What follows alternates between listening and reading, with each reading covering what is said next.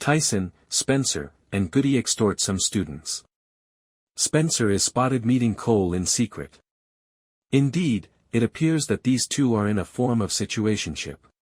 Cole tells her that he dislikes his job with Jeremiah. Spencer claims that because of what he did at the inaugural party of the Montague Distilleries, he shouldn't be hanging out with Cole either.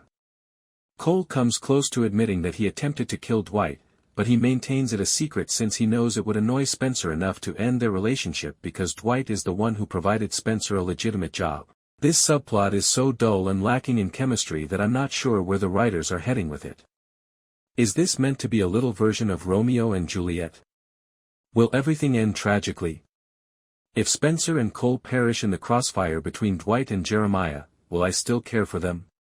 We'll see. I'm not sure.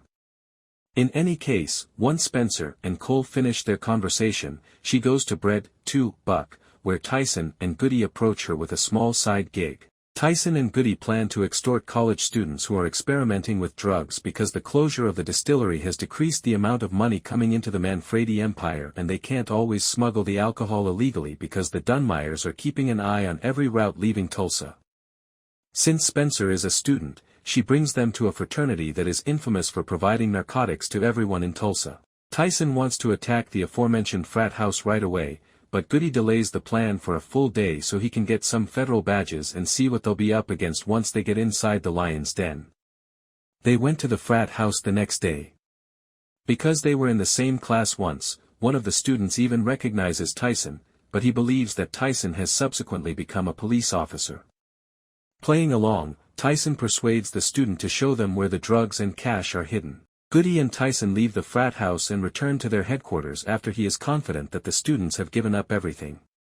Tyson and Spencer must sell the narcotics quickly, but Goodie promises to give Dwight the money.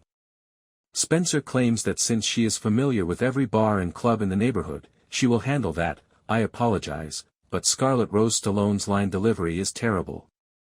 Who is fighting for re-election? Dwight reiterates his suggestion to at least schedule a meeting at Bread, 2, Buck with Sackrider. And Thresher gives in at last. Dwight, Margaret, Bigfoot, Mitch, and Grace watch from the surveillance room as Thresher and Sackrider take over the gambling booth. Thresher takes a very direct approach to bribing Sackrider after lecturing Dwight about how he doesn't know how to deal with the people of Tulsa, and Sackrider instantly withdraws. In order to make Sackrider enjoy his time at Bread, 2, Buck, Dwight virtually butters him up by sending Grace to deliver some casino. Foot in Tulsa King Season 3 Episode 7, Dwight receives a call from Ray. Yes, the same Ray who was refusing to answer Dwight's calls and grinning evilly as though he had the ideal chance to subjugate Dwight was prepared to hear reason.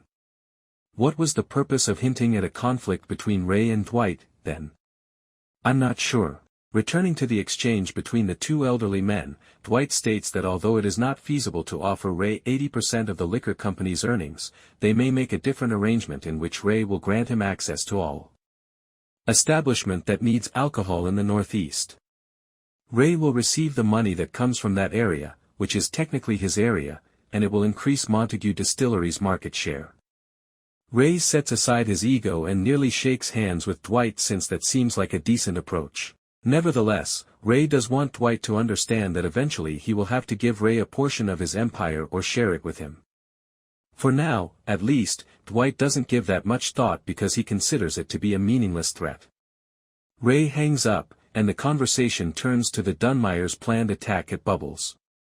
Mitch, Goodie, Tyson, and Bigfoot most likely anticipate that Dwight will strike back, but Dwight is aware that they shouldn't take any chances until business is booming. He therefore makes the decision to try to remove Montague Distilleries' able seal. Dwight goes to Attorney General Sackrider's office to speak with him because it was he who sealed their property.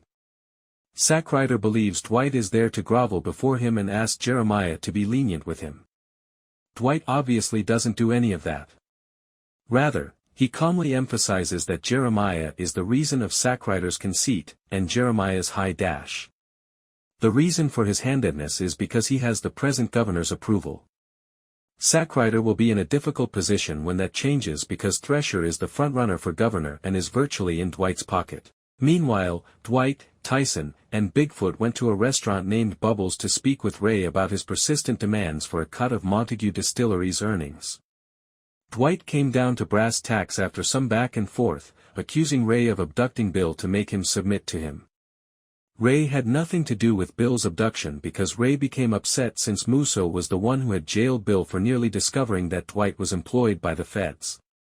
Prior to Ray and Dwight coming to a compromise, when Cole and his goons arrived at Bubbles, they started firing at Dwight. Cole and his group were successfully driven away by Dwight and Ray's team, but Ray believed that Dwight was the one who had planned the gunfight to murder him, so he allegedly made the decision to sever all contact with Dwight and launch an offensive.